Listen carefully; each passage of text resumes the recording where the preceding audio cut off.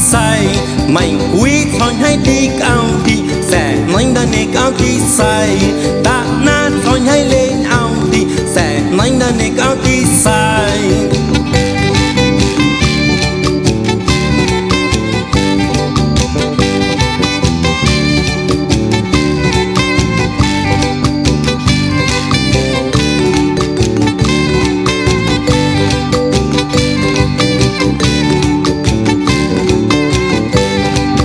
đi theo nhau gali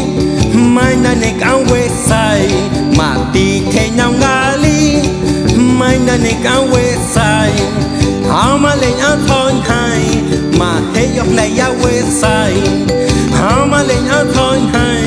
mà hết dọc này giao quê say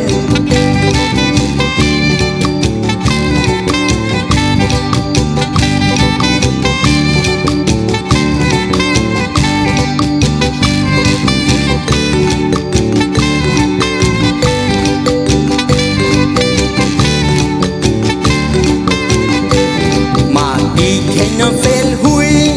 mai nay này cao quê sai mà đi theo nó phê hui mai nay này cao quê sai họ mà lên ăn thôi hay sẽ hát đi cả đây ya sai họ mà lên ăn thôi hay sẽ hát đi cả đây ya sai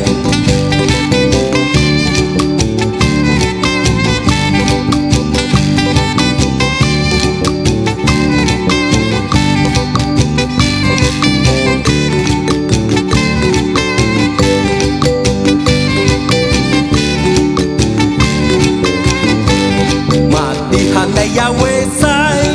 quê na này có ya nào mà đi hàng đây ya quê sai quê na này có ya